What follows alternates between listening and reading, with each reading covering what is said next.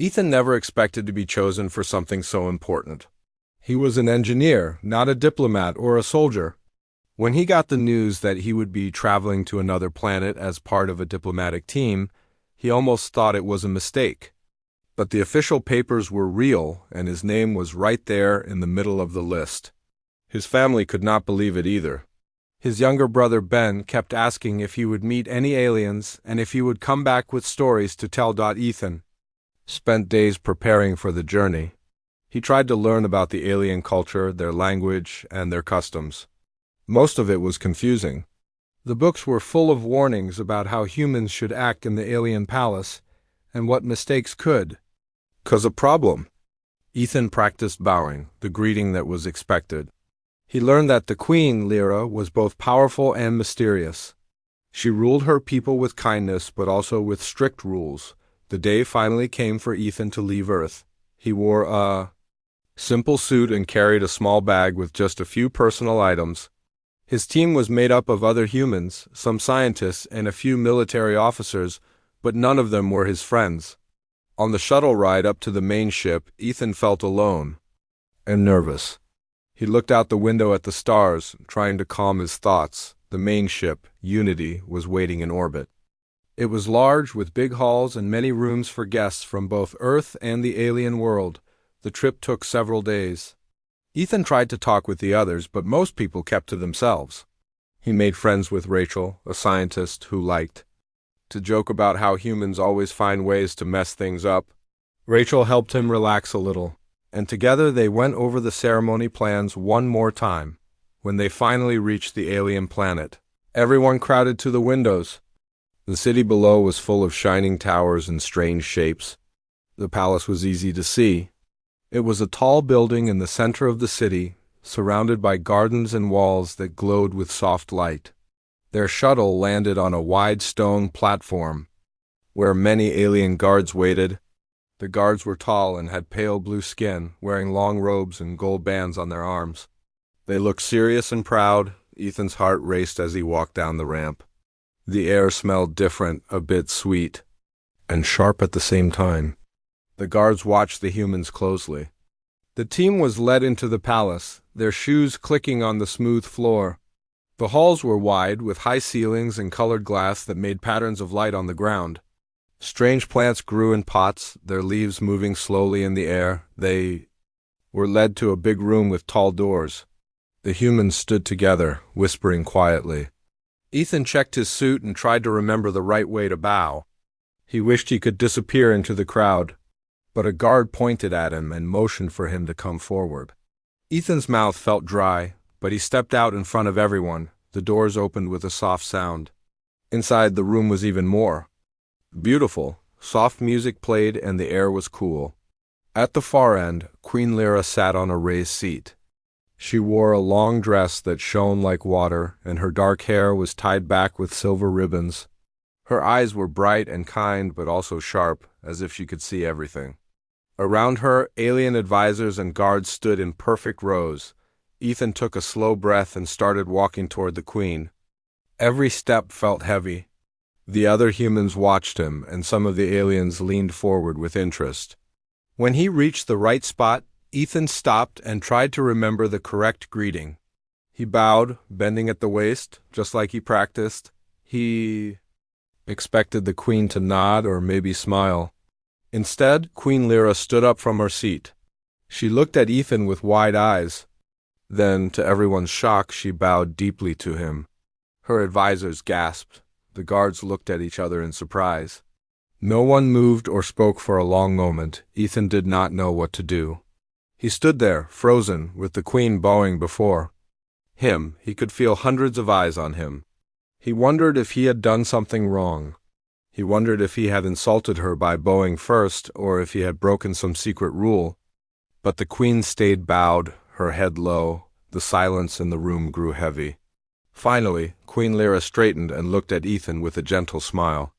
She spoke a few words in her own language, then switched to English. "Welcome, Ethan," she said softly. "It is an honor." Ethan could only nod. His heart was beating too fast. He tried to look calm, but his mind raced with questions. Why had the Queen bowed to him? What had he done? Was it part of some tradition he did not know about? He glanced at Rachel, who stood at the back of the room, her mouth open in surprise. The ceremony went on, but everything felt different. The alien advisors whispered to each other. Some looked worried, others just confused. The guards watched, Ethan with a new respect, their eyes following him every time he moved. When the ceremony ended, the humans were led to a waiting room. Everyone started talking at once. Rachel came over to Ethan. "Did you see that? The queen bowed to you?" "That's never happened before." Ethan tried to explain, but he had no answers. "I just did what we practiced. Maybe I did something wrong." Rachel shook her head. "No, I don't think so." She seemed happy, not angry. Still, it's strange. Other members of the team joined in, throwing out ideas. Maybe it was a mistake. Or maybe it was a secret signal. Some worried it could mean trouble. One of the military officers, Daniel, said they needed to report this to the leaders back on Earth. Ethan just sat quietly, wishing he could go back and start the day over. A palace staff member entered the room and announced that Queen Lyra wished to meet Ethan privately. The others stared at him. Ethan stood up and followed the staff member through more long hallways. He tried to keep his hands from shaking. They stopped outside a small door, and the staff member knocked gently. Inside. The room was simple but beautiful. There were soft chairs and a table with fruit and drinks. Queen Lyra stood by the window, looking out over the city. She turned when Ethan came in and smiled warmly. She motioned for him to sit. "Thank you for coming," she said. Her voice was kind. "I hope I did not embarrass you." Ethan shook his head, unsure what to say. "No, Your Majesty. I didn't expect that. No one told me what to do if the Queen bowed to me." Lyra laughed softly, her eyes sparkling. "It is not something that happens often. I wanted to welcome you in a way that fits what you mean to my people." Ethan tried to ask what she meant, but Lyra only smiled. "There will be time for questions. For now, please enjoy some food and rest. You have traveled far." The Queen left the room, leaving Ethan alone with his thoughts. He looked out at the city lights, wondering what he had gotten himself into. Nothing made sense, and yet he felt that something big was starting. Maybe his life would never be the same. As Ethan rested, the rest of his team tried to learn more from the palace staff. Rachel asked questions, but the answers were always polite and vague. The palace seemed busy, with people preparing for something important. At dinner, the food was unlike anything Ethan had tasted before. The drinks were sweet, the fruit had strange colors, and the bread was soft and warm. That night, as he lay in his bed, Ethan tried to remember every detail of the day. The Queen's bow played over and over in his mind. He wondered what his family would say if they could see him now. He wondered if he would ever understand why the Queen treated him with such respect. Before he finally fell asleep, Ethan promised himself that he would do his best, no matter what came next. The next morning, Ethan woke up early. He felt like he had not slept at all. The events from the day before kept replaying in his mind. He got dressed and tried to look calm, but he was still nervous. The palace halls were quiet at this hour, and when he stepped out of his room, he saw the sun rising over the alien city. The colors were strange, almost blue and gold, painting the sky in ways he had never seen on Earth. He walked to the dining hall and found a few members of his team already there. Rachel waved him over. She was eating something that looked like a round fruit, and she smiled as Ethan sat beside her. "Did you sleep?" Rachel asked. "Not really," Ethan said.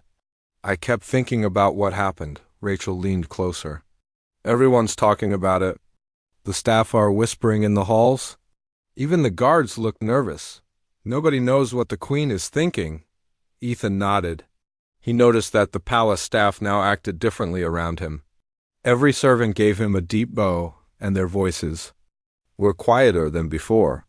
Even some of the alien guards, who looked tough and proud, would lower their eyes when he walked by.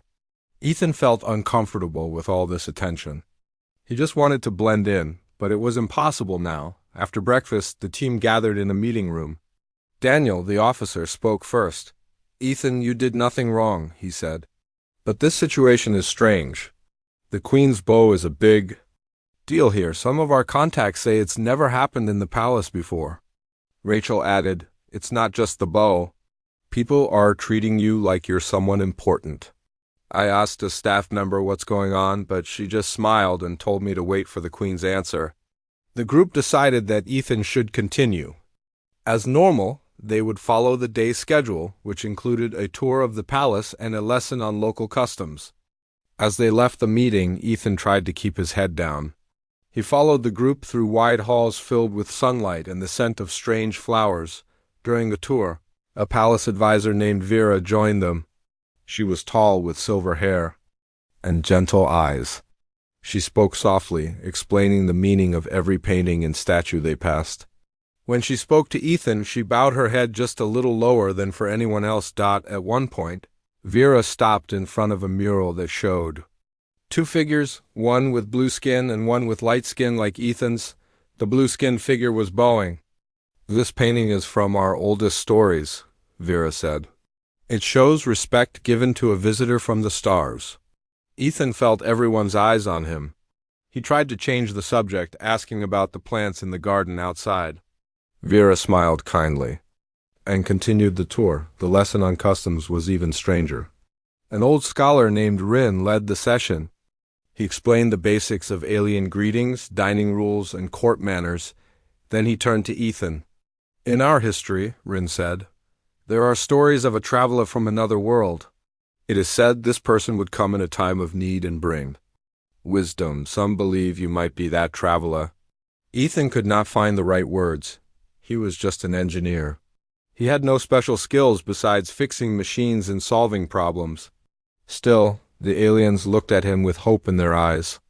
The lesson ended with polite applause, but the room felt tense. After lunch, Rachel caught up with Ethan outside in the garden. "Do you think they really believe you're part of their prophecy?" she asked. Ethan shrugged. "I don't know. I didn't do anything special. I just followed the plan." Rachel picked a flower and twirled it in her fingers. "I think the Queen wants to meet you again. I heard one of the staff say your name. Maybe you'll get some answers." Soon after, a young palace servant found Ethan and gave him a message. The Queen wanted to see him in her private chambers. Rachel gave him an encouraging smile.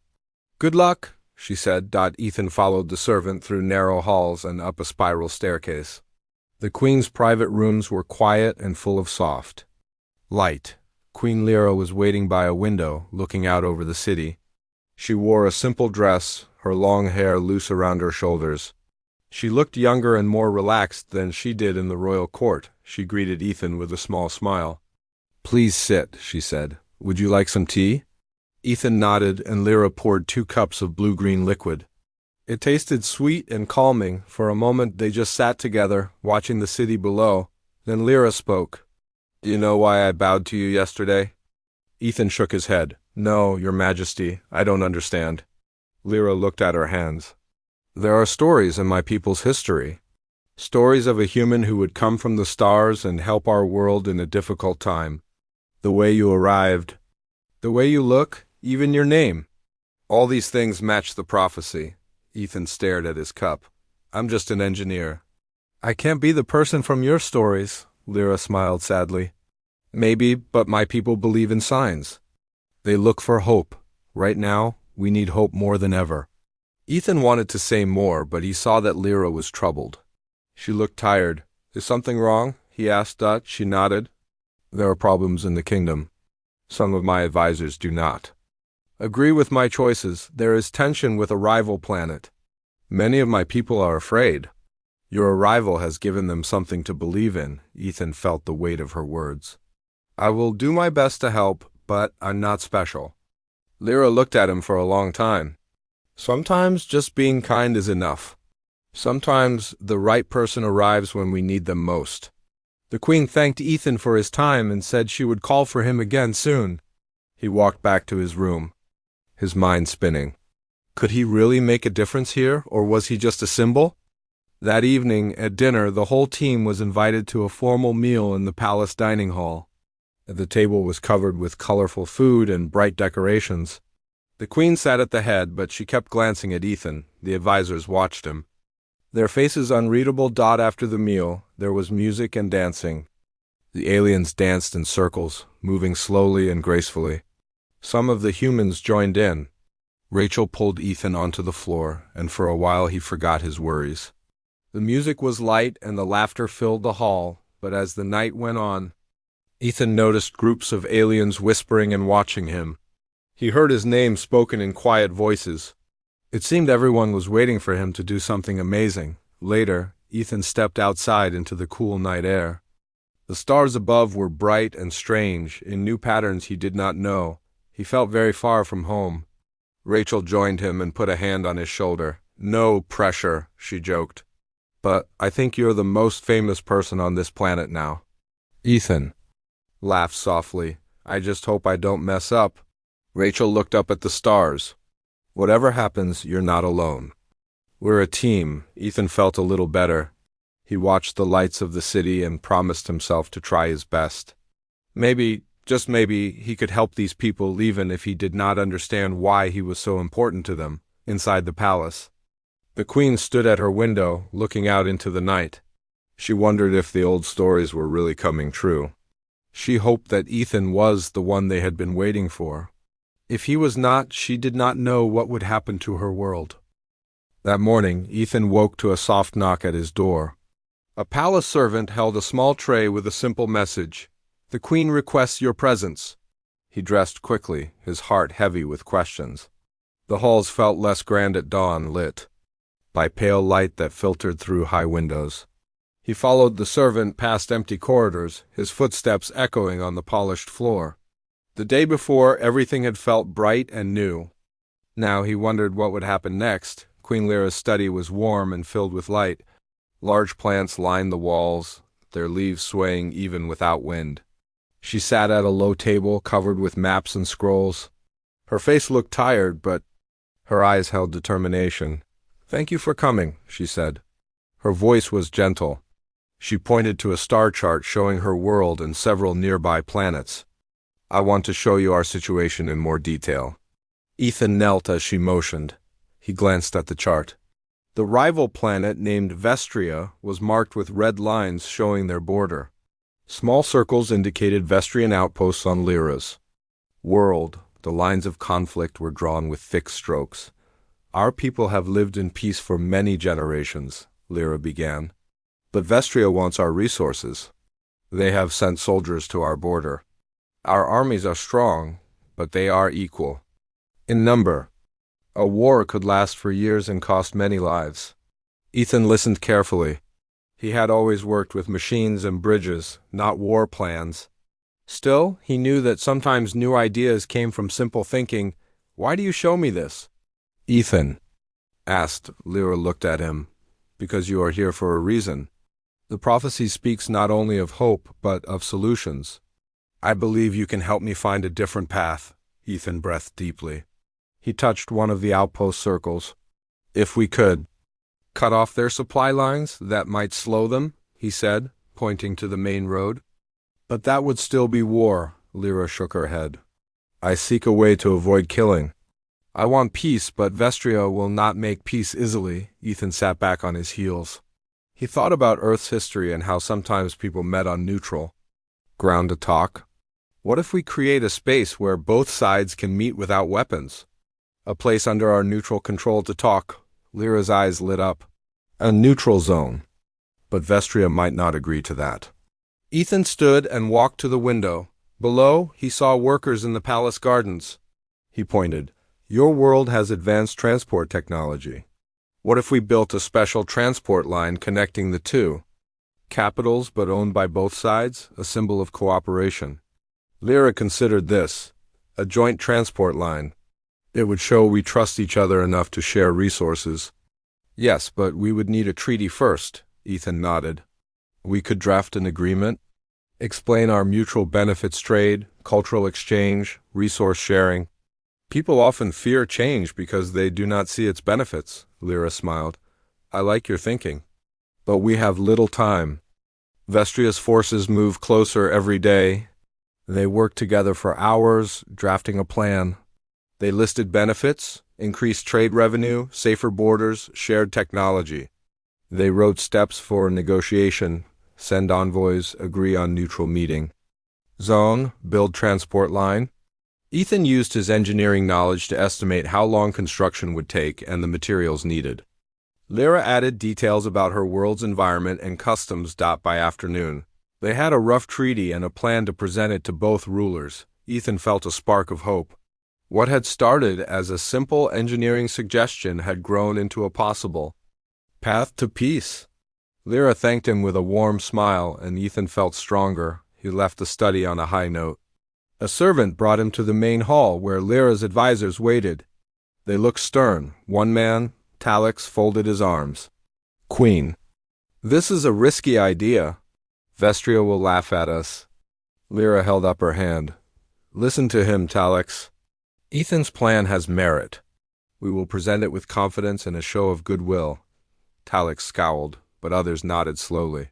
Ethan stood by Lyra's side as she spoke with authority.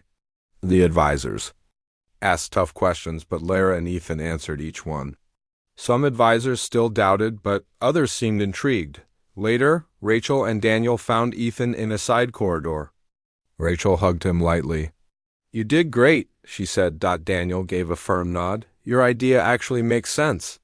Maybe we can help draft a version Earthside.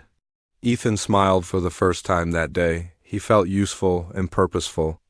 But he did not forget the weight of the task. If this failed, war could still come. That night, Lyra invited Ethan and his team to a small gathering in her private garden. The moon was large and pale, and the garden glowed with soft lights. Aliens and humans mingled, sharing food and music. Lyra raised a glass and spoke of unity and new beginnings. The crowd cheered gently, and for a moment the worries of war seemed far away. Ethan stood near the edge, watching the scene. Rachel joined him, holding a glass of the blue-green tea. You know, she said, if your plan works, you'll go down in history. Ethan laughed softly. I just hope I haven't made things worse, Rachel nudged him. You didn't. Sometimes the right word at the right time changes everything. Ethan looked at Rachel and nodded. He thought of his brother Ben back on Earth, imagining him cheering in the background. Ethan realized that no matter where he was, people needed hope and ideas to solve their problems. He took a deep breath and raised his glass to Lyra and her people. Tomorrow they would send envoys to Vestria. The hardest part was just ahead, but Ethan felt ready. With simple words and honest ideas, he had opened a door to peace. He just hoped Vestria would walk through it. As the gathering continued, Queen Lyra found Ethan again. She placed her hand on his shoulder. Thank you, Ethan. You have given my people a chance. Ethan smiled. I only spoke what I saw. Let's hope they listen, Lyra nodded. Whatever happens, I will always remember your courage. Ethan watched Lyra move back into the crowd, a graceful figure in the moonlight. He felt something shift inside him. The prophecy had brought him here, but now he knew he would stay because he believed in this world and its people. He turned to Rachel and Daniel, ready to face whatever came next. Early the next day, Ethan and his team prepared for the journey to Vestria. The air was crisp and quiet outside the palace walls. A convoy of sleek ships waited on the landing pad. Each ship looked like a long silver arrow pointing toward the sky. Humans and aliens stood together, checking cargo and supplies. Ethan watched as workers loaded the transport line equipment into one of the ships. Pipes, machines, and panels that would form the first stretch of the joint transport line to Vestria. Queen Lyra walked with Ethan through the line of ships. She wore a sturdy travel suit, her usual royal dress replaced by something practical. Her expression was serious but hopeful. This journey will test everyone's trust, she said. But if we succeed, it will show that our worlds can work together. Ethan nodded. He felt the weight of her words. He had helped draft the plan, but now he would see if it worked in action.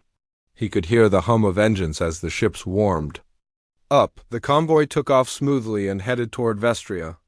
The trip was long, crossing deserts and oceans that glowed under the planet's twin suns. Inside his ship, Ethan watched the landscape change from fields of strange crops to rocky mountains. He thought of Earth's deserts and how they looked from space. He missed home, but he knew he had to stay focused. After several hours, the ships landed near the border outpost. The Vestrian outpost looked like a fortress with high walls and towers. Alien soldiers watched from the towers, their weapons ready, but not aimed.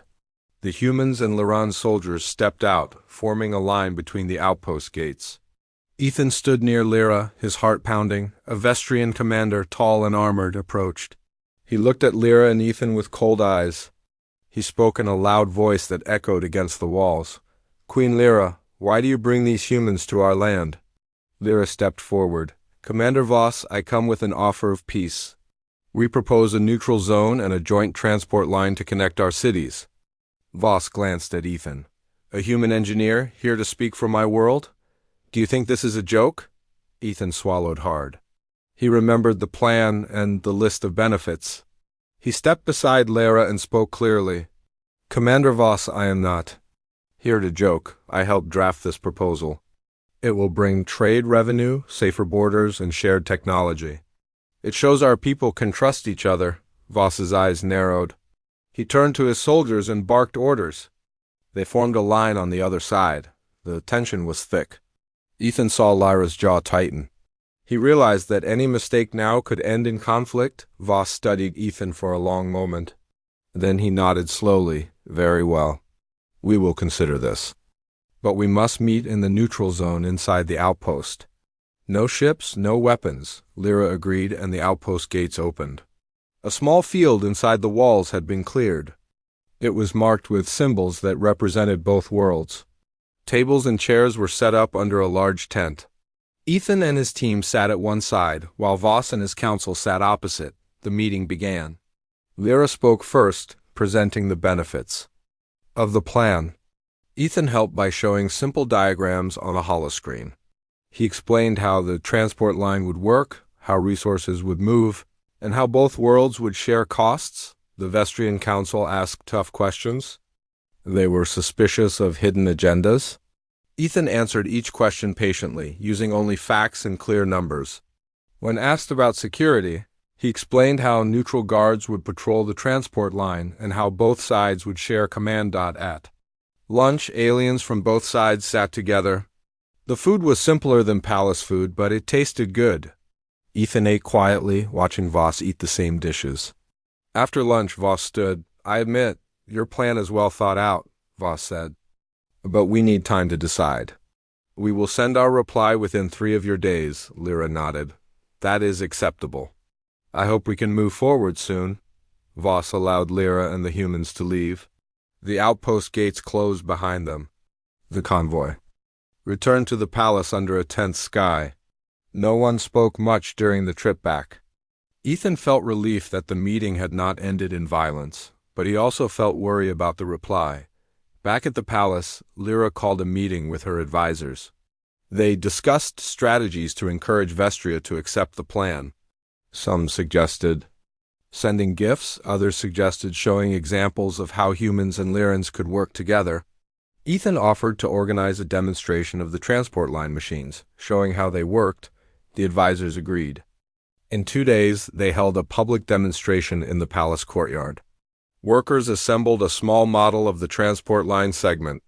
When powered on, it moved a cargo crate smoothly along the track. A crowd of humans and aliens gathered. Lyra stood beside Ethan as he explained the process. The demonstration was a success. The crowd cheered, and even some advisors smiled. Lyra seemed proud. Ethan felt a surge of happiness. That evening, a palace messenger delivered a sealed letter from Voss. Lyra opened it and read silently. Her face was serious. She looked at Ethan and the team. "They have agreed," she announced. "They will join the project. The treaty is signed." Ethan's heart leapt. He had helped prevent a war. He grinned at Rachel and Daniel. They all hugged and laughed in relief. But Lyra's face turned thoughtful. "Building the line will be hard work," she said. "We must keep both sides engaged and honest. There may be challenges ahead." Ethan nodded. "I'm ready for whatever comes next," Lyra smiled. "Then let us begin." In the following days, humans and alien workers labored side by side. They cleared fields, set up stations, and laid the first sections of track.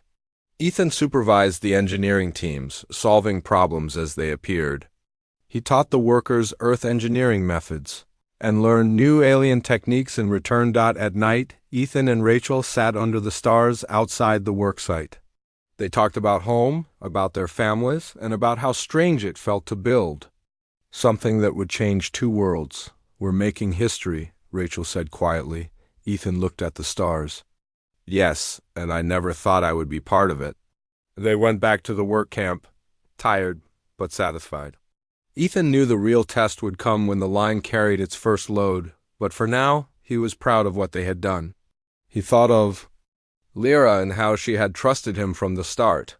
He hoped she knew how much her faith meant to him.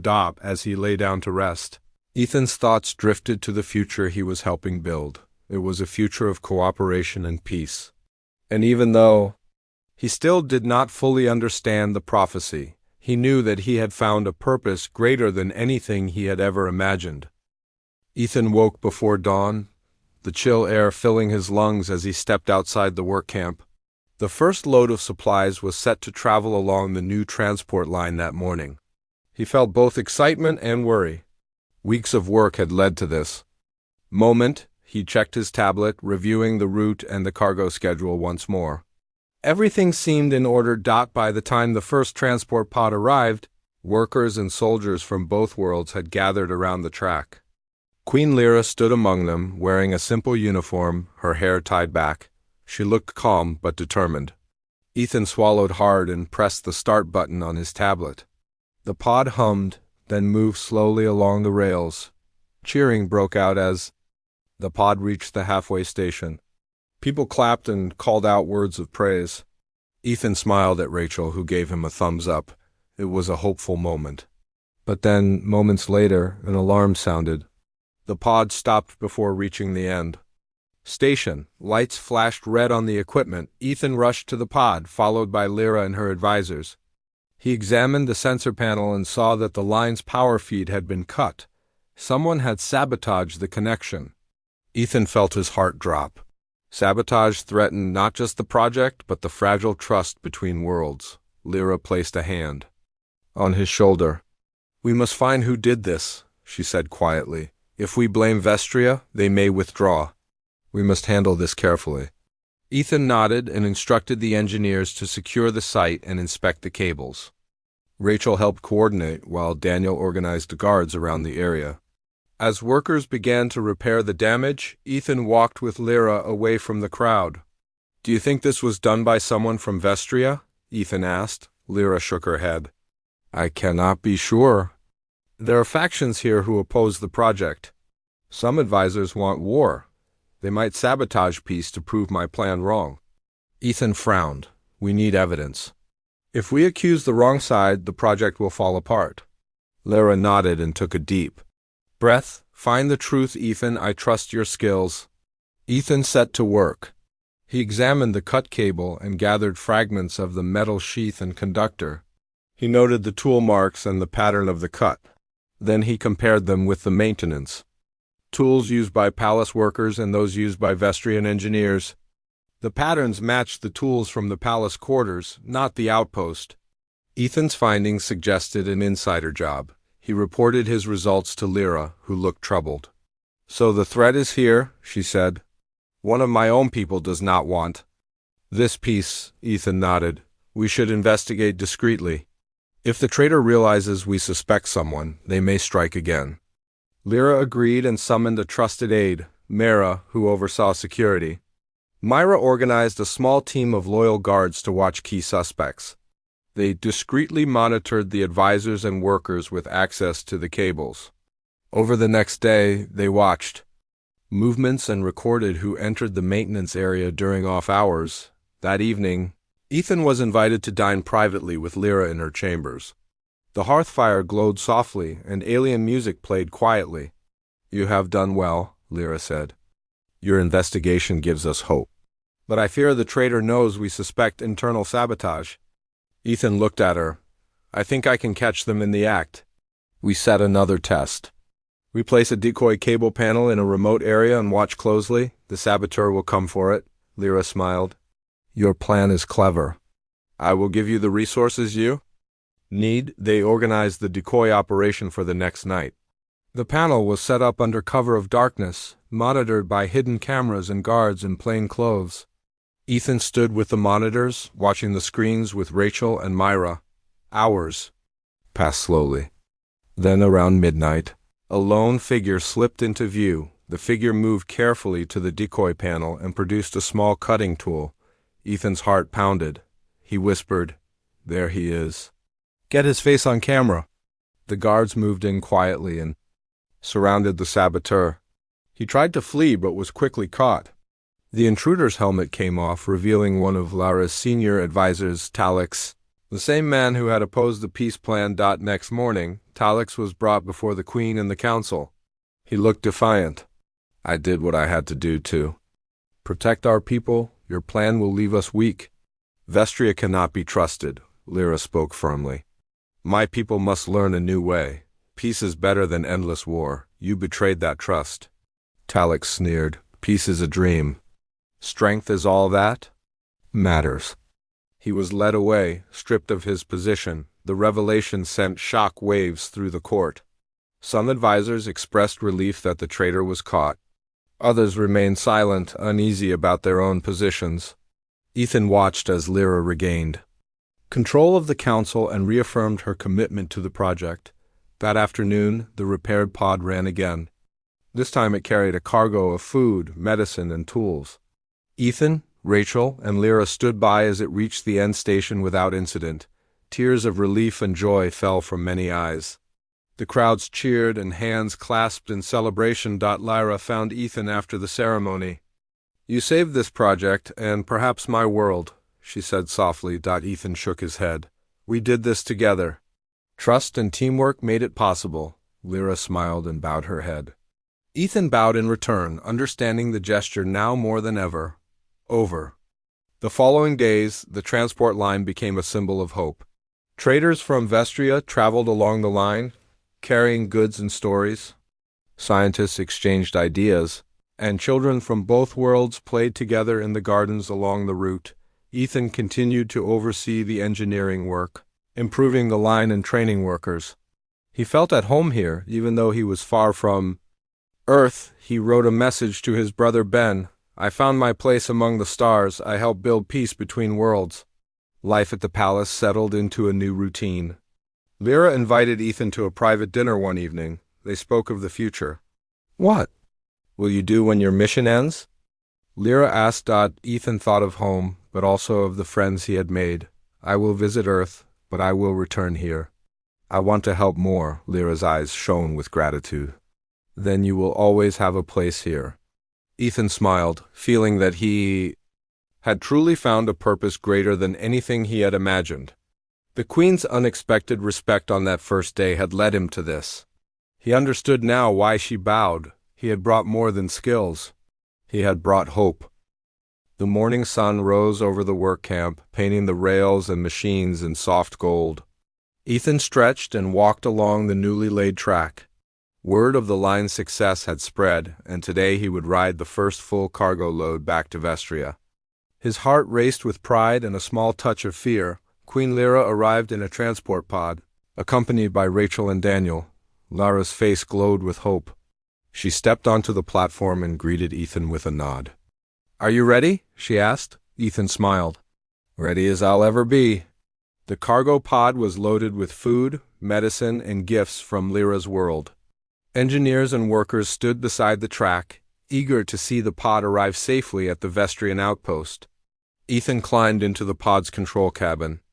He guided the startup sequence while Lyra and his team sat behind him. "Here we go," Ethan said, pressing the final button. The pod hummed to life and started along the rails. Outside the windows, the fields of both worlds passed by in a blur.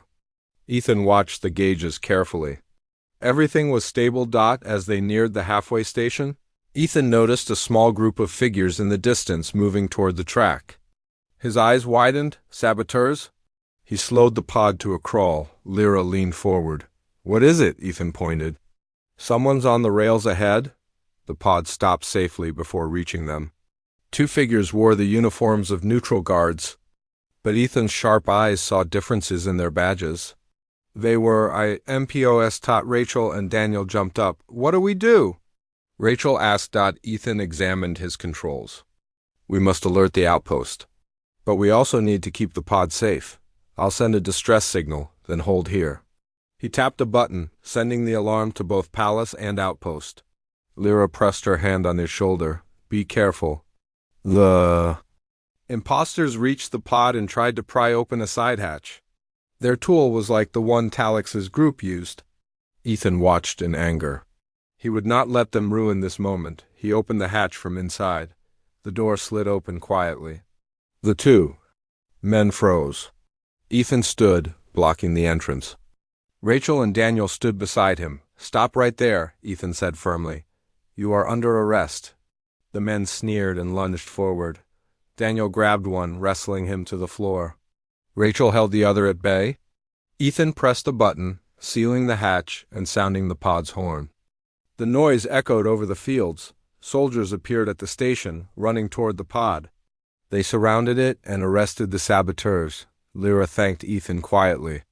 You saved the day again? Engineers rechecked the pod and rails. After tense wait, Ethan restarted the pod. It moved smoothly toward the Vestrian outpost. When they arrived, Vestrian guards stepped forward, looking both relieved and impressed.